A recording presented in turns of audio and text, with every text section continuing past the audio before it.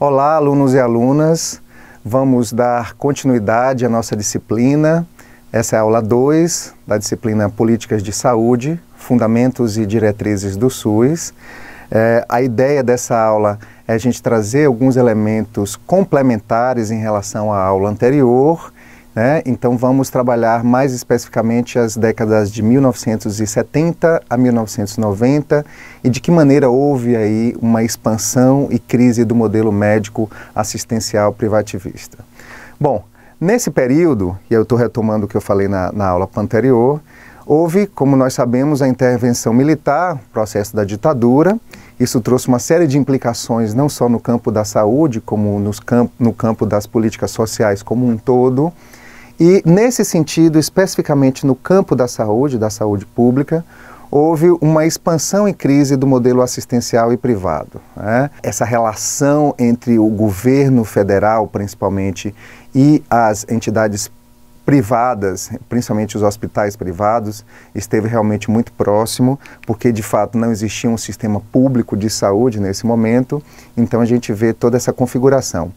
Um outro ponto que precisa ser destacado é a existência da Lei do Sistema Nacional de Saúde, que passou a vigorar, mas ao mesmo tempo era uma lei e um sistema que focava nos aspectos previdenciários, como eu apontei na aula também passada.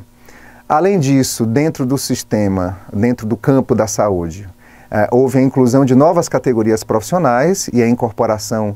gradual de uma população não previdenciária. Apesar do modelo ainda ser focado na previdência, houve a inserção paulatina de uma população que não estava ligada ao campo da previdência e que também não estava empregado formalmente.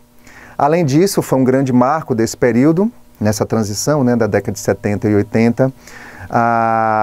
o Instituto Nacional de Assistência Médica da Previdência Social, o famoso INAMPS, né, que muitas pessoas daquela época inclusive lembram até hoje, né? E, além disso, o agravamento da crise econômica no país. Esses são alguns marcos complementares em relação ao que eu tinha falado, para pontuar um pouco como estava a situação do campo da saúde naquele momento no Brasil. Bom, nesse sentido, a gente tem que considerar que exatamente a partir ali dos anos 1970, mais especificamente na segunda metade do século, da década de 1970, começa a se desenvolver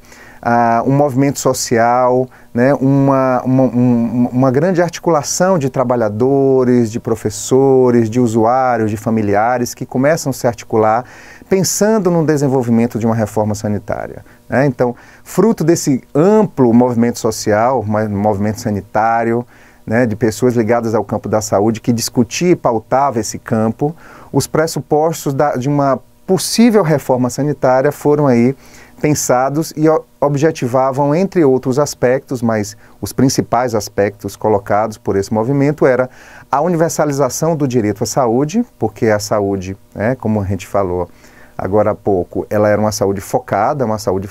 direcionada à previdência, aos trabalhadores formalizados. Um outro princípio é a integralização das ações, e a gente vai entender um pouco mais durante o processo, inclusive do estabelecimento do Sistema Único de Saúde, do que é a integralização. Inverter a entrada no sistema de saúde no sentido de pensar que a atenção primária é o foco da entrada, né, dos usuários no sistema. A descentralização da gestão, que não ficasse as ações e as políticas todas focadas apenas no campo do governo federal e do Ministério da Saúde, e promover a participação e o controle social, que é um outro princípio que faz parte já do SUS lá na frente, mas que o movimento sanitário e pensando essa possibilidade da reforma sanitária já começa a falar lá na década de 1970. Na década de 1980, mais especificamente, foi um grande momento em que se começou a se discutir, se pautar e, de fato, a se configurar uma Seguridade Social, então por isso que eu coloco em direção à Seguridade Social. Há aí um agravamento da crise econômica e vai nascendo um modelo de saúde que caminha para a Seguridade Social. Essa noção de seguridade, que eu vou definir logo aqui nos próximos slides, ela começa a se desenvolver pelo movimento sanitário, né, por esse movimento social, e, na realidade, a crise econômica, a dificuldade de acesso à saúde, à educação e a outras ações, tanto governamentais como também no campo privado, fizeram com que, obviamente, esse modelo de saúde fosse repensado e desse aí a importância e a necessidade de se pensar realmente a saúde dentro de um campo da Seguridade Social. Então, há uma demanda crescente desse setor, do setor saúde. Durante os anos 80, 1980, houve aí o estabelecimento de alguns convênios com órgãos públicos ligados ao Ministério da Saúde e as secretarias de saúde, tanto estaduais como também municipais, com as universidades públicas principalmente, não só federais, como também estaduais. E aí essa articulação, Ministério da Saúde, secretarias, universidades, enfim, começou a se criar a partir daí dessa articulação um embrião de um modelo de integração da rede pública que incluía também pessoas antes desassistidas. Então, a década de 1980 é exatamente o momento de transição na qual muitos usuários, não se utilizava essa palavra usuário, mas muitas pessoas, muitos cidadãos, começaram a ser paulatinamente inseridos dentro da rede de saúde pública. Bom, então, eu trago aqui uma citação de Carvalho Barbosa, que é um dos autores que eu estou utilizando aqui com vocês, né, que fala que na década de 1980, sobre a pressão da crise financeira, foi gestado no interior da Previdência Social e também do INAMPS, um processo de reforma que, embora inicialmente movido pela necessidade de contenção financeira, terminou ampliando e incorporando elementos críticos sobre a estrutura do sistema, fosse pelo seu caráter privatista, fosse pelo seu caráter também médico hospitalocêntrico, porque até a década de 1980, antes da transição para o Sistema Único de Saúde, a gente tinha um sistema que era formado muito fortemente por um caráter privatista na articulação entre o governo e as instituições de saúde privadas e também muito focado no médico e nos hospitais, né, instituições mais formalizadas de saúde nesse sentido, e era em cima desse modelo que um novo sistema precisava ser pensado, precisava ser organizado aos poucos. Bom, ainda durante a década de 1980, que é uma década fundamental nesse sentido de análise, do campo da saúde, vai emergindo uma série de discussões sobre o processo de descentralização de competências, recursos e gerências em gestão pública, e se pensando de que maneira as ações e políticas de saúde não poderiam ficar apenas circunscritas ao governo federal, ao Ministério da Saúde, e como é que poderia haver essa articulação com as secretarias, tanto estaduais como municipais, e a discussão caminhou muito nesse sentido. Um outro marco importante foi a realização da 8ª Conferência Nacional de Saúde, no ano de 1986, que foi a grande conferência emblemática anterior ao estabelecimento do SUS, do Sistema Único de Saúde, que foi ali nessa conferência que foi estabelecido um projeto democrático de reforma sanitária, que será posteriormente incorporado na Constituição Federal de 1988. E também no próprio Sistema Único de Saúde, né? Então, a gente vai ver que não só o movimento sanitário, aquilo que se estava pensando a respeito da reforma já na década de 1970, mas principalmente de que maneira as discussões foram avançando e foram se aprofundando, né, até chegar de fato na Conferência Nacional de Saúde, a 8ª, realmente foi um processo que redundou posteriormente na Constituição Federal de 1988 e também no próprio estabelecimento formal do SUS em 1990. Bom, nesse sentido, um outro elemento, né, a ideia é estar trazendo alguns marcos, apesar de que não todos. Em julho de 1987, houve o estabelecimento de um programa de desenvolvimento de sistemas unificados e descentralizados de saúde, né, o famoso e também conhecido SUDES, que foi exatamente no ano anterior à promulgação da Constituição, e que também foi um passo que se aproximou bastante do que depois, posteriormente, iria se configurar como o SUS. Nesse SUDES, já em 1987, houve a extinção legal do modelo de assistência médica previdenciária, que foi o modelo que reinou nas décadas anteriores. Então se estabelece formalmente nesse novo programa, né? Não era necessariamente um sistema, mas um programa que trazia contribuições do movimento sanitário, e da própria Conferência Nacional de Saúde de 1986. Se colocou na prática também uma redefinição de funções e atribuições das 3 esferas gestoras da saúde, tanto a União como os estados e os municípios, a descentralização de gestão de recursos, e a União, né, teve aí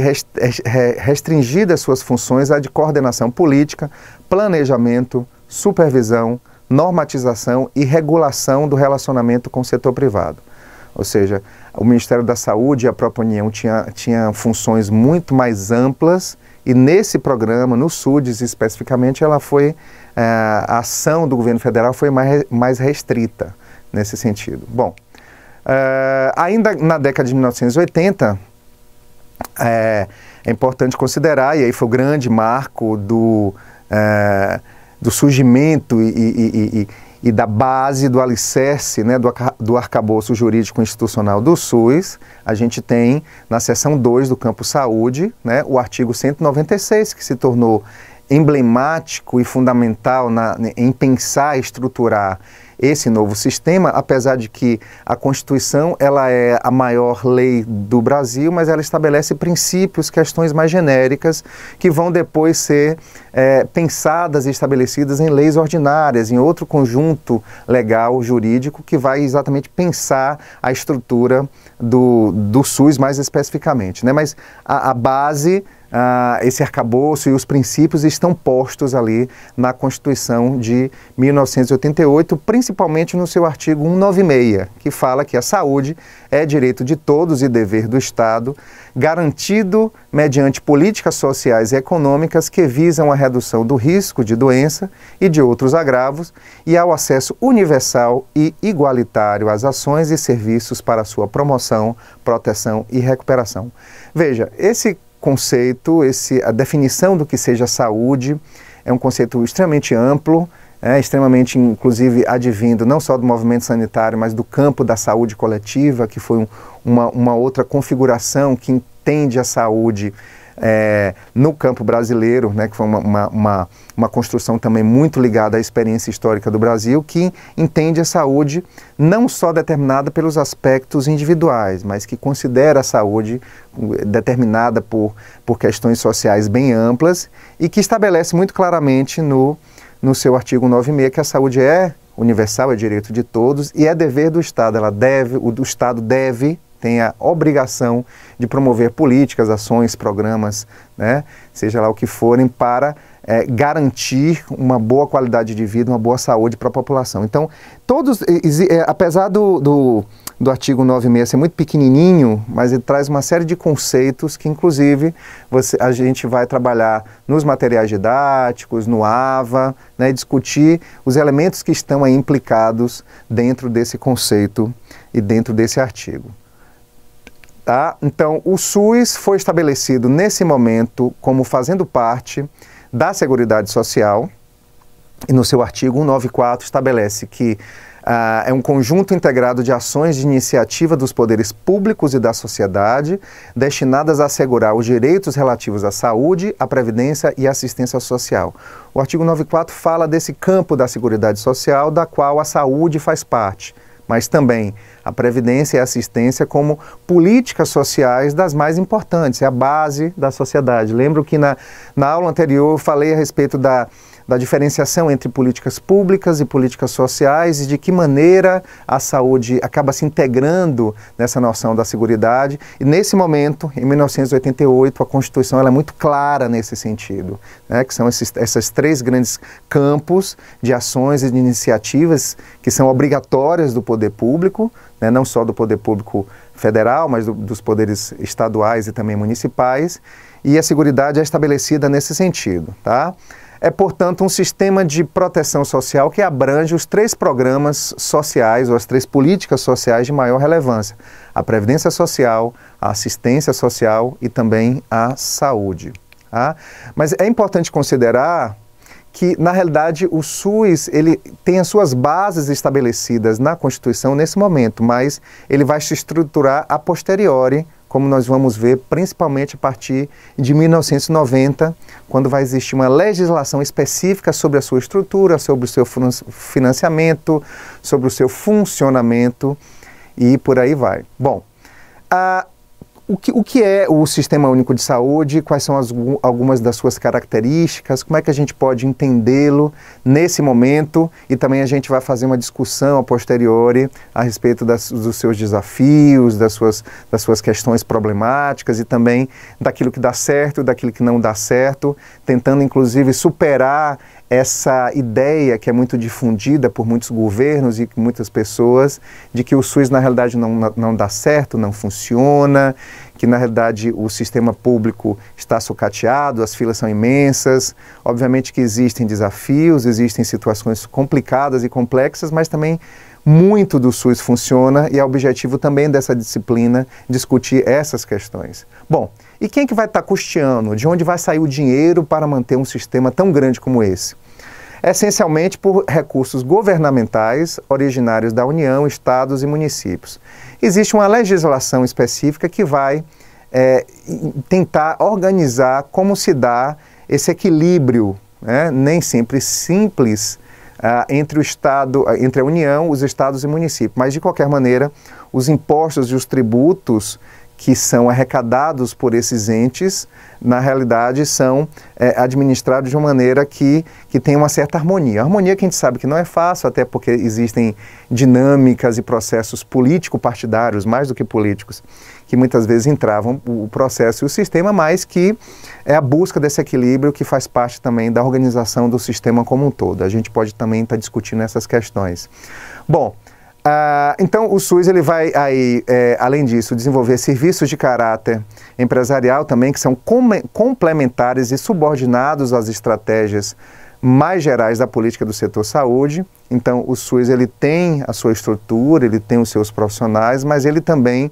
contrata serviços particulares, leitos, contrata determinados serviços que são pagos pelo SUS, mas que não fazem parte do seu sistema enquanto estrutura, enquanto trabalhadores. Então, é uma característica complementar, que a base, de fato, do SUS na realidade, a sua própria estrutura, e seus trabalhadores e o seu sistema como um todo. Bom, os conselhos de saúde, que são também outras instâncias estabelecidas a partir do estabelecimento do SUS, onde vão se dar a participação social. As ações governamentais nesse sentido ficarão submetidas aos colegiados, os conselhos de saúde, enquanto colegiados oficiais, estruturados e também a partir de uma votação, de uma composição dos vários setores da sociedade, ou seja, constituídos de maneira paritária entre usuários e prestadores dos serviços, que vão exatamente discutir o orçamento e repensar alguns direcionamentos em relação ao dinheiro que vai ser investido no SUS como um todo. E aí, nesse sentido especificamente do custeio e da dimensão financeira, é que se pensou enquanto um princípio, que também a gente vai estar abordando mais profundamente em outro momento, da descentralização política e administrativa, ou seja, de que maneira há uma harmonia nesse sentido, não só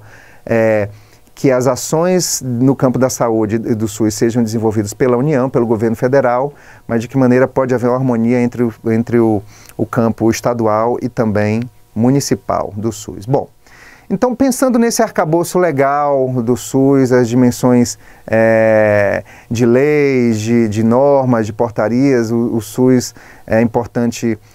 vocês conhecerem, tem uma legislação extremamente vasta e que muda ao longo do tempo, claro, porque mudam também os governos, mudam as concepções, novos serviços, novas estruturas, novos profissionais também são contratados e são repensados o tempo todo, o próprio ordenamento e a configuração do SUS. Então,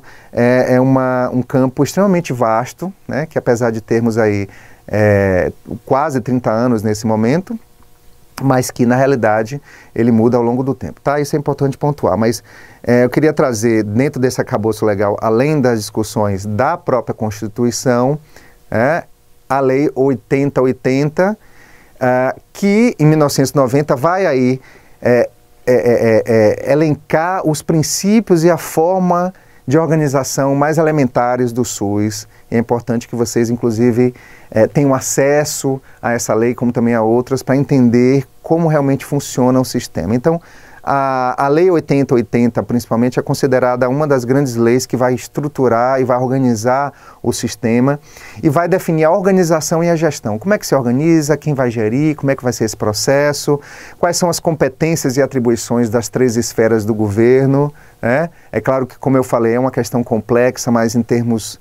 legais, em termos da ideia, esse equilíbrio de competências e atribuições é colocado na Lei 8080, e por isso, inclusive, que é entendido que o SUS começa, de fato, a acontecer a partir de 1990, não a partir de 1988. Nessa lei, especificamente, a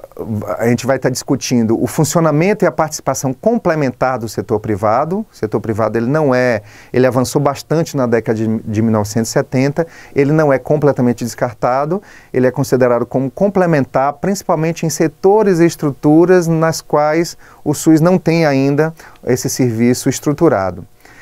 Também nessa lei vai ser discutida a política de recursos humanos, e também os recursos financeiros, o planejamento e a questão orçamentária. Lei 8080, a lei também do mesmo ano, Lei 8.142, foi complementar a Lei 8080 e vai ser, vamos dizer assim, em termos do arcabouço legal do SUS, as 2 grandes leis que vão estabelecer esse marco regulatório de funcionamento, de organização, E no caso especificamente da Lei 8.142, ela vai definir o que é a participação social, que vai ser tão entendido e difundido, apesar também de uma série de problemáticas a partir daí, o que se chama o controle social, ou seja, a população também é convidada a pensar os processos administrativos e os processos de investimento no campo da política de saúde, do SUS especificamente. E além disso, a Lei 8.142 vai estabelecer as regras para as transferências intergovernamentais de recursos de financiamento. Como é que se dá esse trânsito entre a verba, entre o dinheiro, desde o governo federal até os governos municipais. Essa lei vai estar trazendo essa discussão. Bom, na Lei 8080, no seu artigo 4º, é colocado muito claramente o que significa conceitualmente esse sistema que passa a existir, Então, é definido no seu artigo 4º que o SUS é um conjunto de ações e serviços de saúde prestados por órgãos e instituições públicas federais, estaduais e municipais, da administração direta e indireta e das fundações mantidas pelo poder público. Então, aqui estabelece, de fato, o que é esse conceito, o que é esse sistema, o que é esse conjunto de ações que é do campo principalmente estatal, desde os governos federal até os governos municipais, a partir dos seus vários órgãos, porque a administração pública federal e os outros governos têm uma série de órgãos, de que maneira vai haver essa articulação. Quais seriam, então, além disso, da definição do que é o sistema, os objetivos principais desse Sistema Único de Saúde?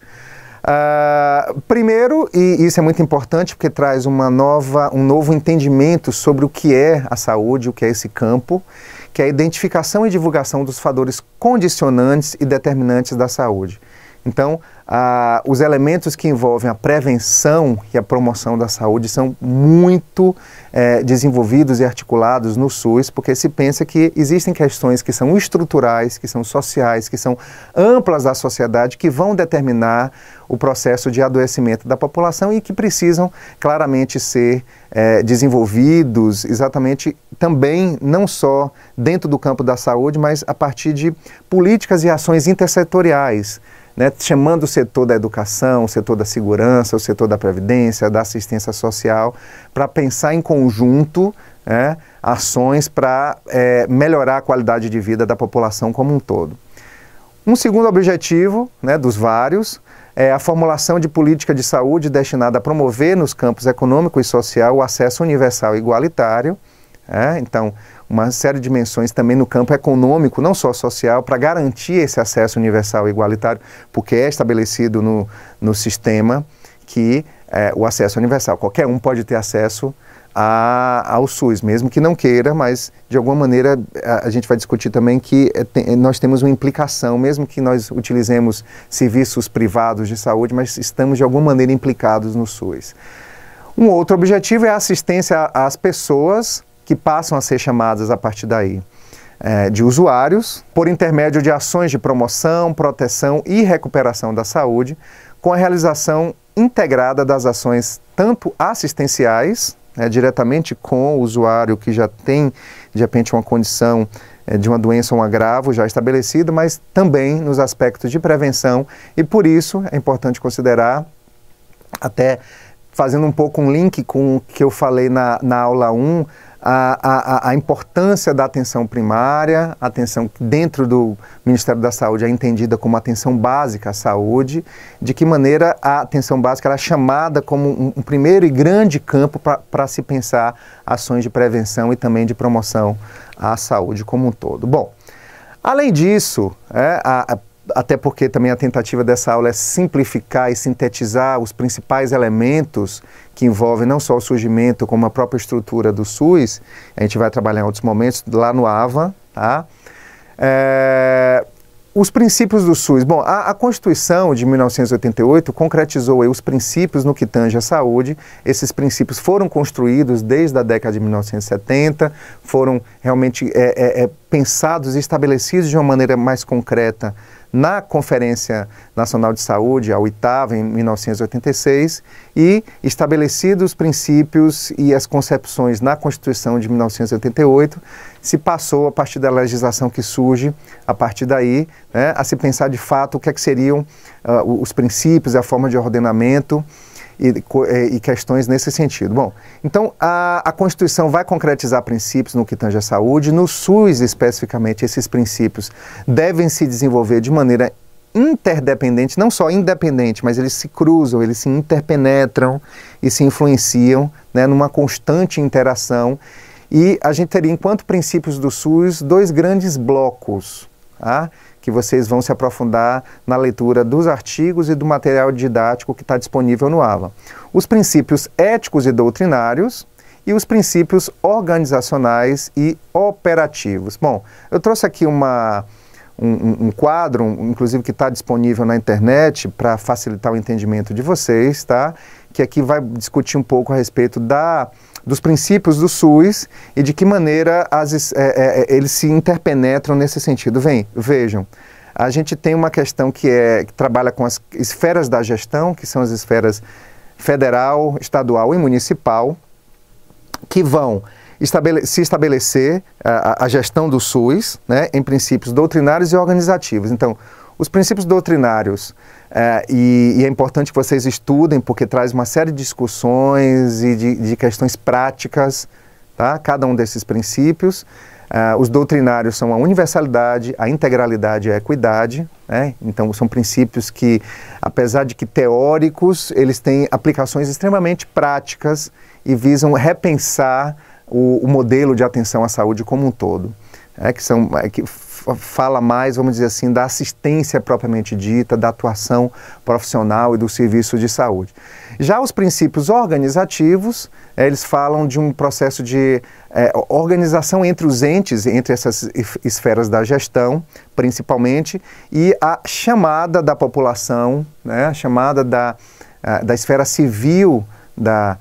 população para participar nesse sentido. Então, os princípios organizativos são a descentralização, a regionalização, a hierarquização, também a participação social, pensando ações da resolubilidade e da complementariedade do setor privado. Então, esses princípios e suas discussões e aplicações práticas precisam ser trabalhadas item por item, A gente vai estar discutindo isso especificamente no AVA. Tem uma série de questões que são importantes e a ideia dessa aula foi exatamente trabalhar aspectos mais genéricos a respeito não só do surgimento, mas também da estrutura e do arcabouço teórico do SUS. Nos vemos online, nos vemos interagindo no AVA, interagindo a partir das discussões, dos fóruns. Espero mais uma vez contribuir com o processo formativo de vocês. Muito obrigado.